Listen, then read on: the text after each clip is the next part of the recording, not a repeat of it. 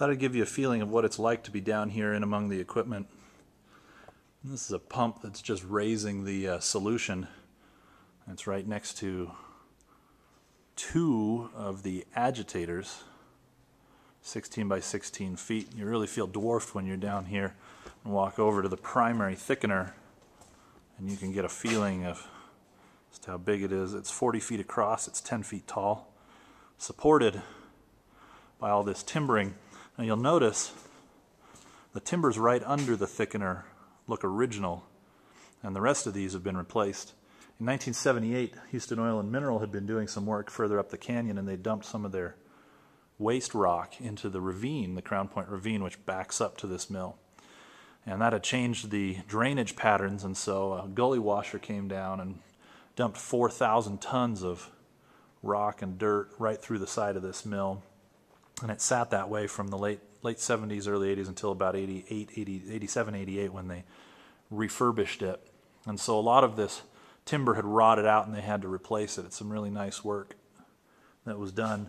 The same thing is true down here. In fact, you may be able to see on the side of the tank, you can see the line of where the dirt was that it had come down and across. We're going to continue down to the lowest level of the mill. Got some good natural light down there to show you the rest of this. And one interesting thing about the mill right now is there was a movie shot here in the mid-90s. It's called Dead Man with Johnny Depp in it. And it was set in a previous time that didn't have electricity, so all the electrical panels are currently covered with wood. We've broken some of them away, but all the switchgear and the electric panels are all covered up.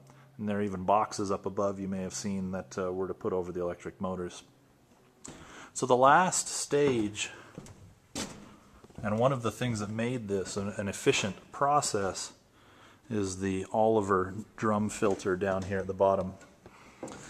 Now this mill was built in 1935. It was in the Depression, and so they were very careful about not wasting resources. This filter was a key to that. It's 14 feet long and 11.5 feet in diameter. And when it was in operation, it would be covered with a cloth membrane. So the thickened solids that came out of the last thickener would come out, and they'd come down into the bottom of the filter here. And the filter would turn very slowly, and all this plumbing inside was connected to the vacuum pump. I'll show you the vacuum pump. There's the vacuum pump, and we have some more vacuum apparatus to keep a constant, steady vacuum.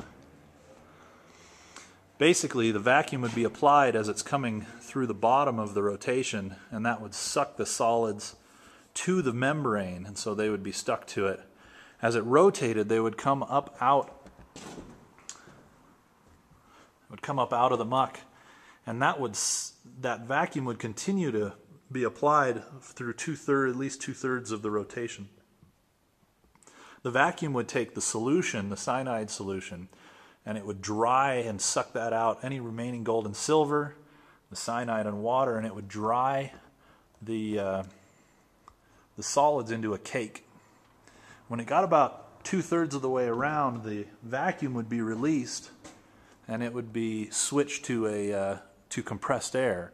And you can see on the side here all the little holes for the plumbing. That compressed air would then detach the solids that had been previously attached to the membrane, loosen them up. As it continued to roll, you can see the blade that's down here on the ground. That would have been affixed right here on the side and would scrape the cake off, which would fall down, and then they would take it right out the side of the mill. And those were the tailings. It was a solid state tailings. They usually had 15 to 20, 25% moisture. Now, that makes a difference for us today because it's easier to transport for containment and disposal. Back in those days, they didn't have the regulations that we have now. And so they would reconstitute it. They'd add water again, and they had a wooden flume, and they would flume it 6 miles down the canyon to a tailings disposal pond. And that would never fly nowadays. This would save them money because they'd save on the cyanide loss, and they'd be able to reuse. It's in essence a closed circuit. They would only lose a small percentage of the water that's in the circuit. All told, there's about 500,000 gallons when you fill all of the elements, and they would lose less than 5,000 gallons a day due to the moisture that's coming out here. So they'd get to reuse a lot of the cyanide that they used. So that's it. That's the Crown Point Mill, your private tour. Hope you enjoy.